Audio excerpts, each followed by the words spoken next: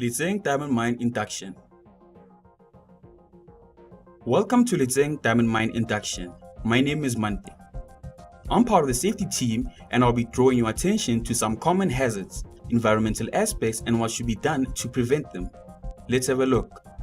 LDM is famous for its large, top quality diamonds with the highest percentage of large diamonds of any kimberlite mine, making it the highest dollar value per carat kimberlite diamond mine in the world. Not only are LDM's kimberlite diamonds the highest valued diamonds in the world, but are also from one of the highest diamond mines in the world at an altitude of 3,100 meters. HSE Policy. LDM is committed to providing a safe work environment for employees and subcontractors. The breadth of our commitment is demonstrated in our health, safety and environment HSE policy deployed through our HSE management system, alongside more specific programs designed to ensure health and safety for employees. LDM commits to maintaining and developing a proactive health, safety and environment culture through the company.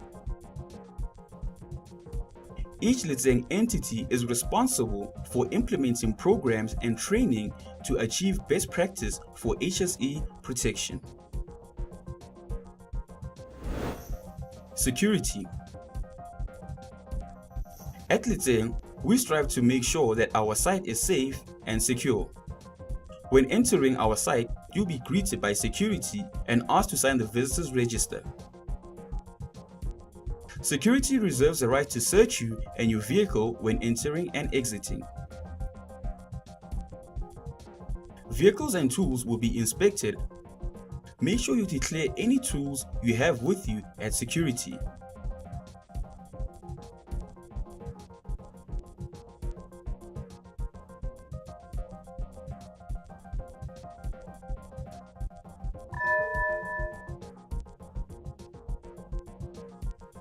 Be aware that there is a ban on picking up objects from the ground, especially stones.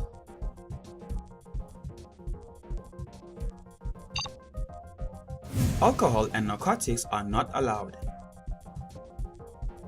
LDM reserves the right to breathalyze you should they suspect that you are under the influence. You'll be removed from our site if your test proves positive.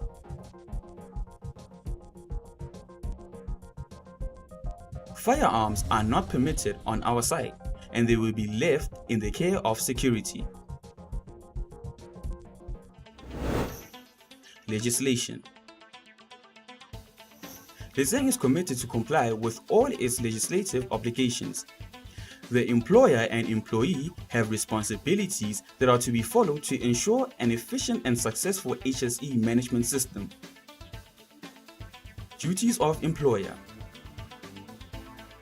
Messages and communications related to safety, health, environment and quality need to be carried through to the entire workforce.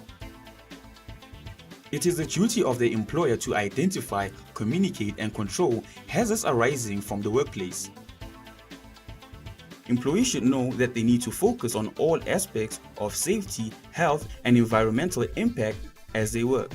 They must also ensure that they understand their responsibility in the workplace. Duties of the employee. Take care for the health and safety of himself or herself and others who may be affected by his or her acts or omissions. Cooperate with his or her employer regarding duties and requirements. Wear any protective clothing or equipment provided by the employer at all times. Carry out lawful orders given and obey health and safety rules and procedures laid down by the employer. Report unsafe situations. Report incidents, especially if involved, as soon as possible. Employees have the right to participate, be working in a safe, clean and healthy environment. Refuse work that will put them in danger. HIV and AIDS policy. LDM Diamonds recognizes HIV and AIDS as a workplace issue. The mine has adopted the HIV and AIDS policy. The objectives are to provide a working environment free of prejudice against HIV-infected and affected individuals. Facilitate the prevention of new HIV infections and management of related illnesses. Promote care and support and enhanced mitigation. Risk assessment. HIRAC, HIRAC, or Hazard Identification Risk Assessment and Control. It is a measure that is implemented on our site. Hazards are identified through HIRA process, and once hazards have been identified, risk control measures are implemented to control hazards. Continuous risk assessment is important on our site. As part of our safety initiative, we at LDM have developed our own mini risk assessment guide. Also remember the pillar principle while working. Plan work and identify hazards. Honestly assess risks. Who and how. Elect and decide on controls and actions. Launch additional controls and actions. Attentively monitor effectiveness of controls. PPE. On-site, you'll be required to wear personal protective equipment, also referred to as PPE. PPE is a last line of defense for your body. It can be the difference between getting hurt or not. PPE for the green zone include the following: reflective clothing,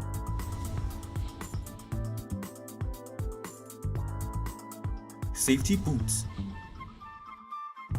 PPE for the workshop and plants include reflective clothing, hard hat, safety goggles, safety boots, hearing protection, safety gloves,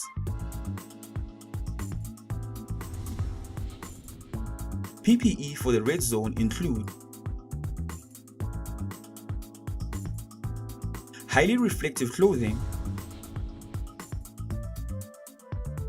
hard hat, safety goggles, safety boots. Additional PPE may be required depending on the area of work.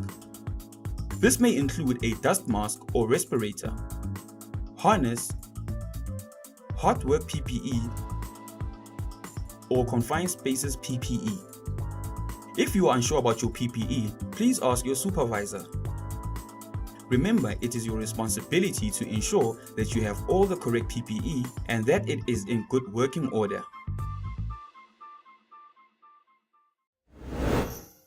Health. LDM has a state-of-the-art clinic on site, along with a fully equipped ambulance for emergencies. We also have our own dispensary or pharmacy. All people working on our site must undergo a medical examination of fitness before commencing work and an exit medical when leaving. When visiting the clinic, report to reception. The medical staff will get you your file. All medical records are kept under lock and key and are treated as confidential. Your HIV and AIDS status will remain confidential. The first aiders are trained to assess all first aid injuries. Also pay attention to personal hygiene. Wash your hands before you eat and change your underwear and socks regularly. Environmental protection. LDM is committed to implementing and maintaining an environmental program that not only gives back to the environment but also educates and trains employees. This is the biggest seed collection in the country for native indigenous plants because LDM is committed in environmental conservation. We have our own nursery that is dedicated to preserving plants that are unique to Lesotho. Long after the mine is gone, we plan to restore the local plant population. LDM aims to recycle waste that is recyclable. Here you can see our recycling program for glass and cans. We have waste sort areas that we separate waste into different categories: cables, steel, tire, rubber, and general waste. Make sure you put your waste into the correct bins. Energy and water conservation is important to Leteng. If you see a water leakage, report it immediately.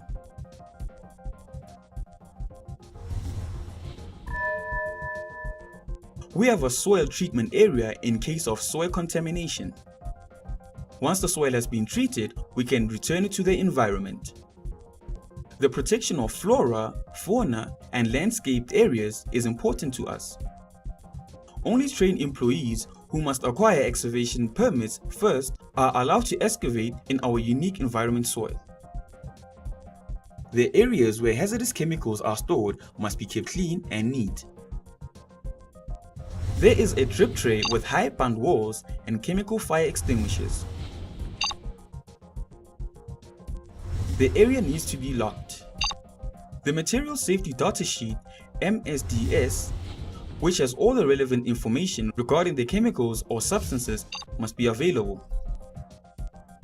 Storage areas must have the relevant signage attached and be kept away from any open flames or heat sources.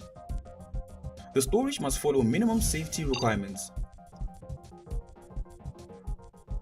Chemicals should only be disposed in chemical disposal bins. To avoid fires, passive smoking, risk and damage to environment, only smoke in designated smoking areas.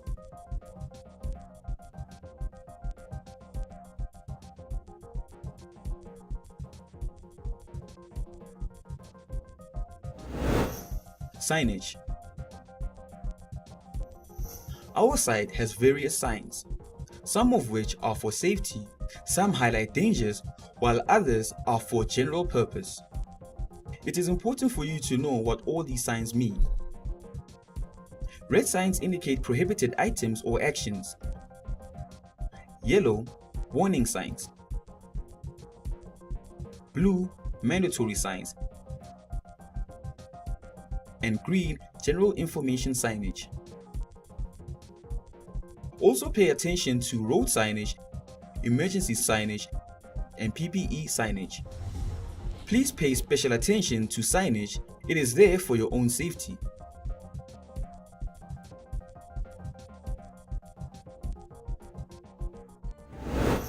Mobile and moving machinery. Mobile moving equipment is any machinery such as trucks, shovels, 4x4s, bulldozers, drill rigs,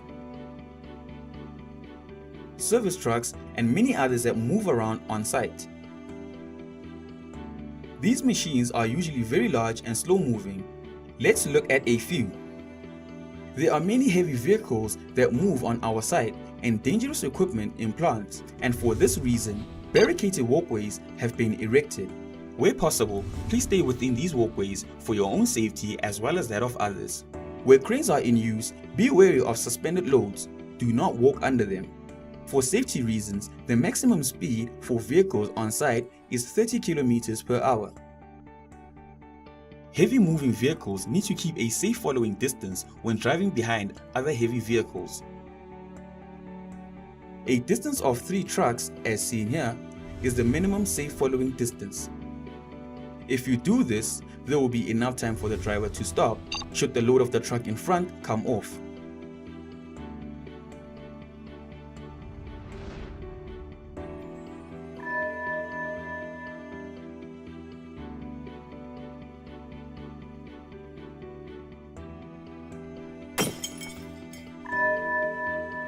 When heavy machinery is not being operated, trucking is essential.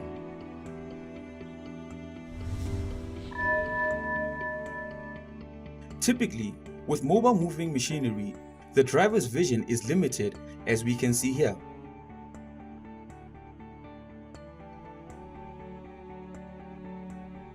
The green is what the driver can see. The red is what is hard for the driver to see. Safety berms are in place for the safety of operators. Be aware of berms and respect them. Otherwise, if they are breached, this will happen.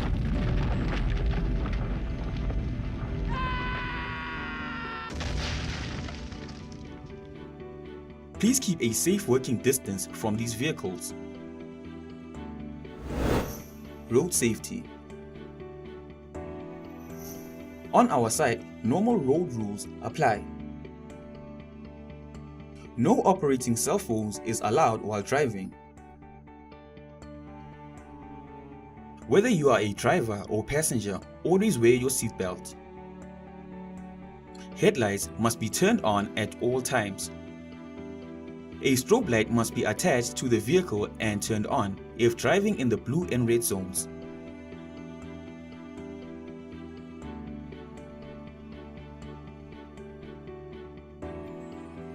On our side, no overtaking is allowed. Please keep a safe distance from the sidewalls as rocks often fall.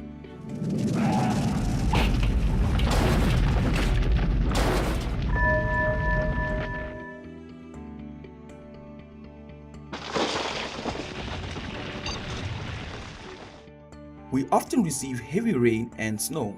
This makes roads muddy and very slippery. Drive slowly when going through mud and snow. Be on the lookout for people and abandoned animals on the road. Therefore, reduce speed and drive carefully according to road conditions. Be aware of your surroundings. The general speed limit is 30 km per hour. However, there are some places such as plants and workshops where the speed limit is reduced. Please reduce your speed to 10 km per hour in these areas. When entering and exiting the mine, watch out for people and objects on the road. These could be ditches, potholes, pedestrians, livestock, or children running across the rural roads. Watch out for pedestrians while driving. Pedestrians must always use a pedestrian crossing. Never alight from a moving vehicle. Adhere to all road signage.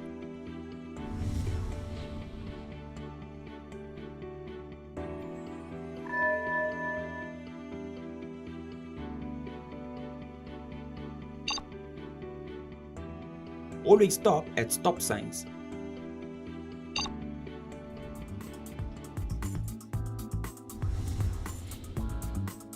This is our circle. It creates a lot of confusion while driving on site. Therefore, note, normal road rules apply to the circle. Yield to traffic coming from the right. Be aware of signage around the circle. Be aware not to drive into one-way traffic. Log out and tag out. Before most maintenance work can be carried out, all energy sources should be isolated and locked. For instance, the equipment that you'll be working on. Log out, tag out is simply the use of a padlock to lock the equipment in the off position so that others can't work on it while you're working on it. This is a typical electrical lockout. The authorized person applies a house and his padlock. Every person that works on a unit applies their own padlock to the house.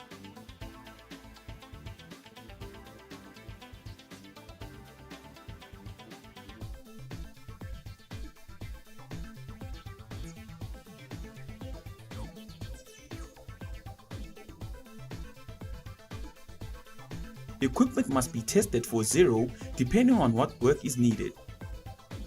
Either test for zero gas, zero heat, zero pressure, zero electrical current, or zero mechanical movement. A lockout tag must be present. If everything is completed, everyone will be allowed to remove their locks.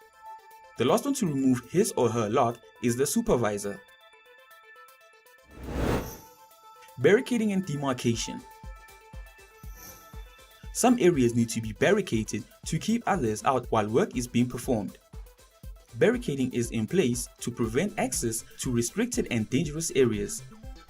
Here are some examples of barricading. This is a good barricade. This is a bad barricade. Someone can still access this equipment. Areas where heavy machinery is in use must be demarcated. When mobile moving machinery will not be in use for a while, it needs to be barricaded. You are not allowed to work under unsupported loads, such as cranes.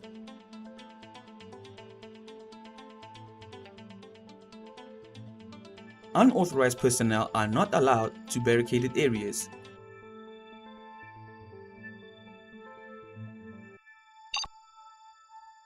Snow creates slip and fall hazards. Some barricades will be erected to help employees avoid falling injuries. Please respect these barricades and walk around them. Permit to work. A permit to work is required for more specialized areas of work such as hot work, confined spaces, excavation work, working in extreme height, and work over water. A permit to work indicates that required control measures are put in place to perform work safely. Without a permit to work, you will not be allowed to perform work that requires permit. Permits allow for quality control and planning. It allows us to properly consider the risks that are involved in a specific job. Only work with a valid permit applicable to the specific job that you are doing. Always adhere to permit requirements. Working at heights. Working at heights is one of the biggest risks on site. By following some simple rules, we can make sure that we all get home safe to our families. Working at heights is when you are working in an elevated position. Before any work can commence, a risk assessment must be performed and a risk assessment form filled.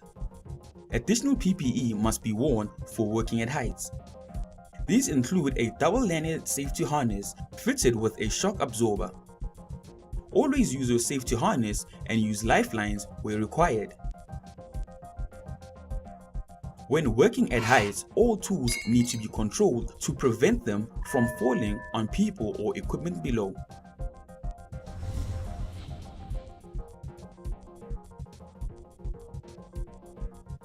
All people involved in elevated work must have adequate knowledge of the fall prevention plan and rescue procedure. They must be formally trained through accredited organizations. From time to time, scaffolding is used on site. All work must be conducted from a safe work platform with safe access. A scaffold needs to be checked every day before work commences to make sure that the structure is safe. Only use a scaffold if the green safe to use sign is complete with today's date. When working on ladders, always use a ladder standby to hold the ladder for you. Nip points. On site, we have various different types of equipment that can create nip or pinch points. This is the coming together of two or more moving surfaces. A good example of a nip point is a conveyor belt system.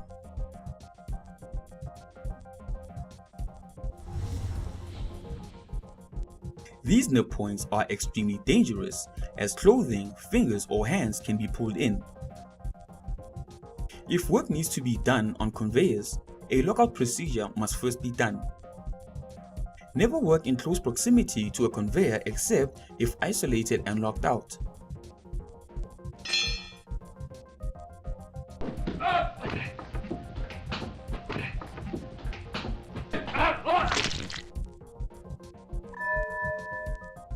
This worker wants to clean under the conveyor using a spade, but I've stopped him because he could seriously injure himself.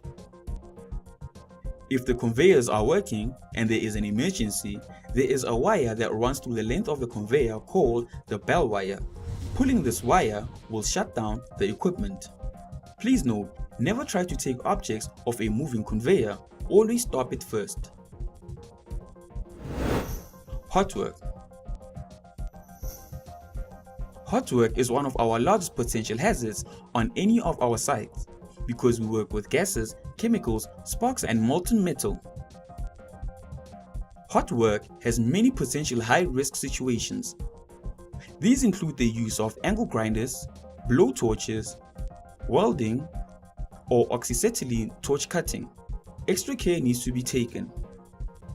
When hot works takes place, ensure that the fire extinguisher is present and that yellow screens with fire blankets below are in place. Never do hot work without a hot work permit and training. Whenever hot work is done, all combustible materials should be removed or partitioned off at a safe distance. If possible, position the operator to redirect spatter during work or add an additional fire curtain. Position a trained attendant with a suitable fire extinguisher to protect against potential hazards. Never do hot work without the correct PPE.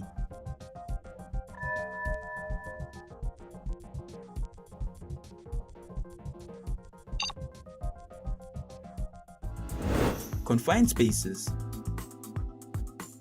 A confined space is made up of two types of dangers.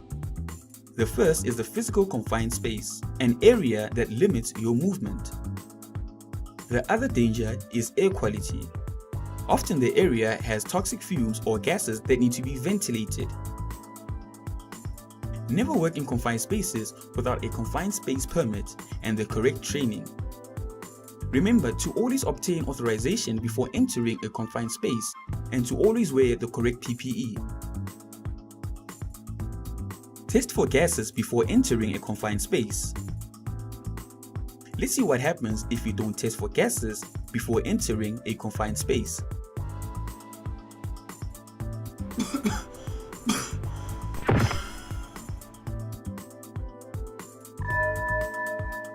Never work alone without a standby. Easy and clear communication must be maintained at all times between those inside and those outside. Standbys to summon help in case of an emergency. Additional controls, equipment and PPE must be required depending on the work. In confined areas, the air may be oxygen deficient, flammable or toxic. The equipment must be checked before use. There must be firefighting equipment, safety tripod, ventilation equipment, work permit, and a trained attendant on hand. Fatigue management. It is important to give your body enough rest. If you do not rest, you will overwork your body and will eventually cause damage. Sleeping is your body's way of recovering after a day's hard work. If it can't recover, it won't be able to stay healthy. If you are constantly overstressed, you can get a stroke and a heart attack or even die. Please guys, make sure you get enough rest so you can focus clearly and avoid unsafe behavior. Incident reporting. If you have an injury on site, even if it's a small one, like a cut on your finger, the incident must be reported to your supervisor or safety officer. A report must then be logged on the HQMS. After reporting the incident, supervisors must implement preventative and corrective measures and investigate the incidents to determine the root cause so they can prevent similar incidents from recurring. Accident or incident must be investigated and closed within 7 days.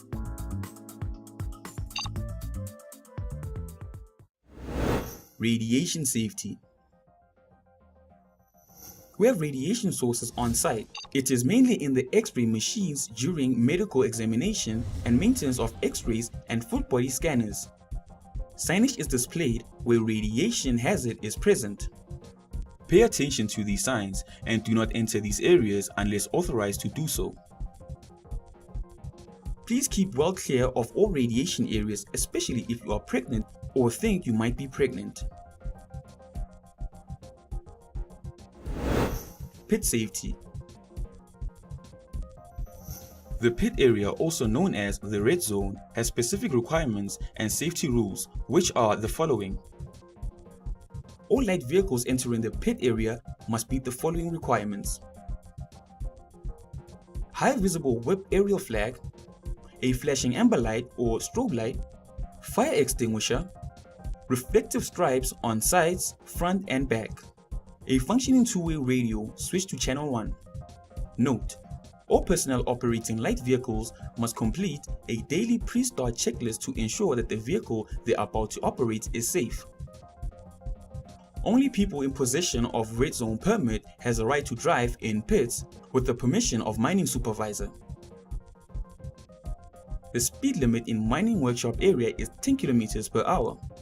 Wear your seatbelt when driving here.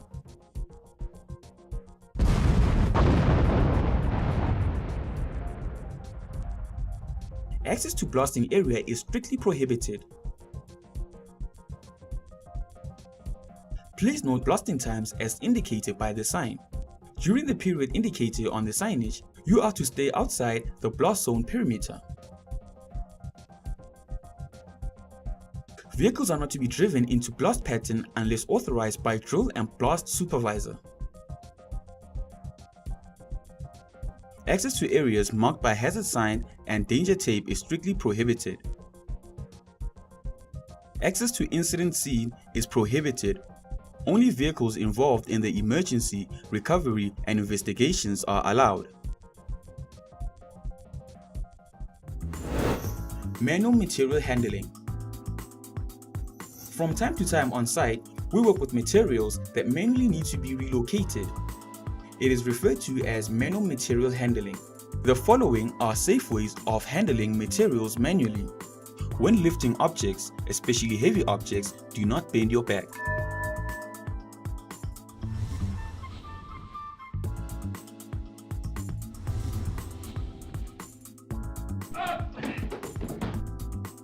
Bend your knees instead. Keep your back straight and lift using your legs.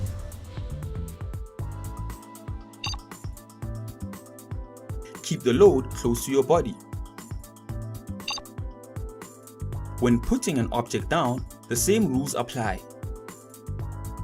When carrying heavy loads, use extra people instead of straining yourself. Workstation ergonomics. Ergonomics is also present at workstations. The way you maneuver your body during work can influence your health in the long run. Let's have a look. If you work in an office, pay attention to the way you sit. Make sure you sit in your chair as seen here, with a straight back. Arching your back like this can cause problems after some time. Keep your computer monitor at least 30 centimeters or the length of a ruler away from your face to protect your eyes. Try to sit with your desk level with your elbows.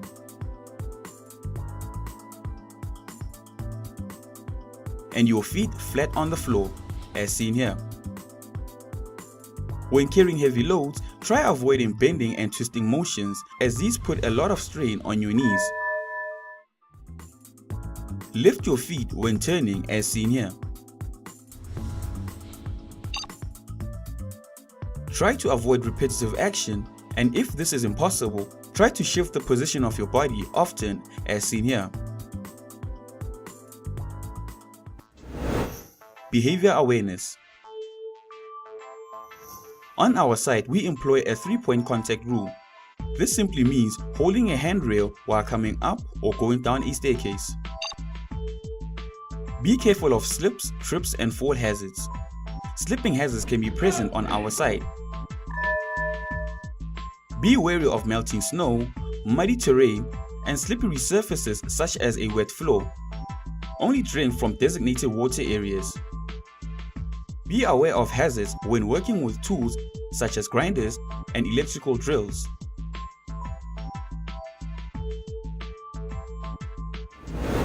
Housekeeping. Housekeeping means keeping your work area neat, clean, and organized. This is not just to look nice. Bad housekeeping is one of the main causes of injury on a site. This storage area is kept in good order. You will easily be able to find a tool without injuring yourself in this example. This is bad storage.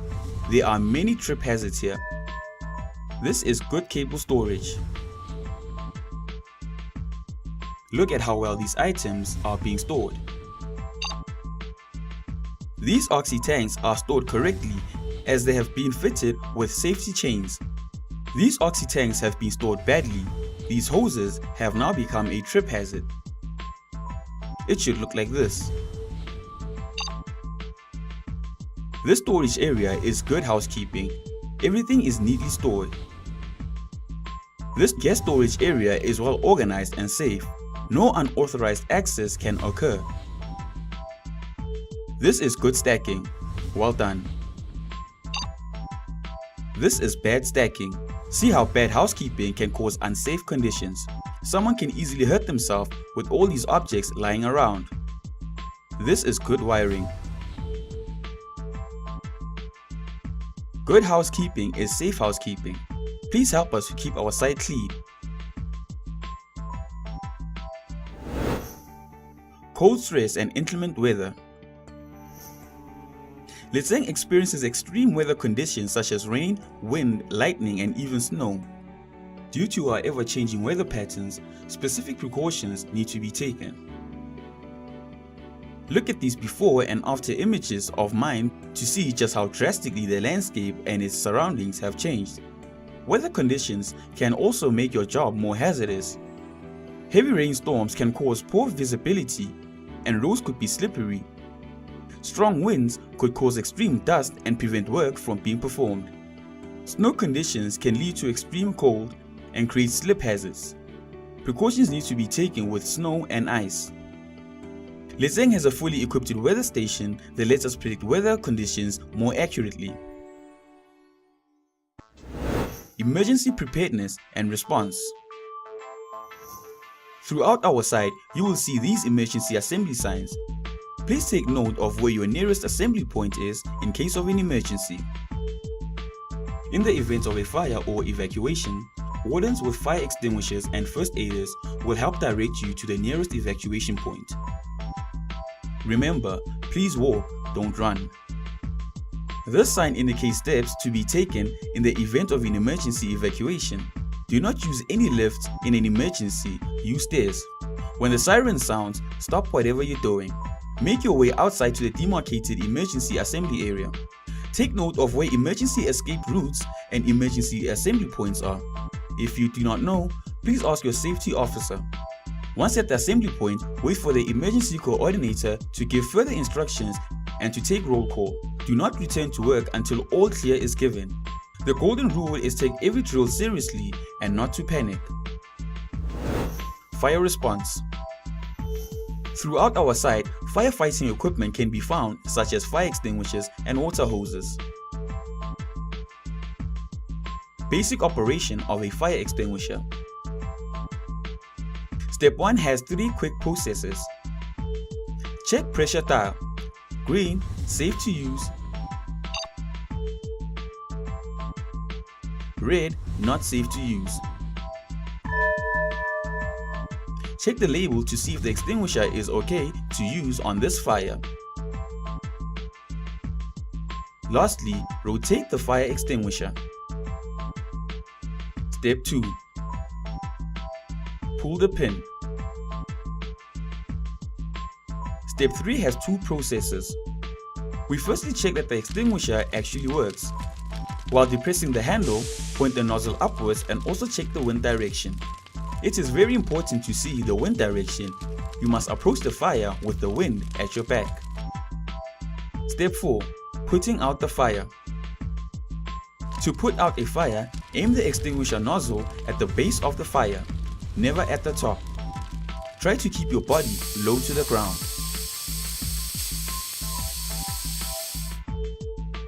Step 5. Once the fire is out, never turn your back on it. Walk backwards from the fire as it may reignite. Watch and wait. Keep checking that the fire is out. Remember, the first thing to do if you see a fire is to trigger the alarm.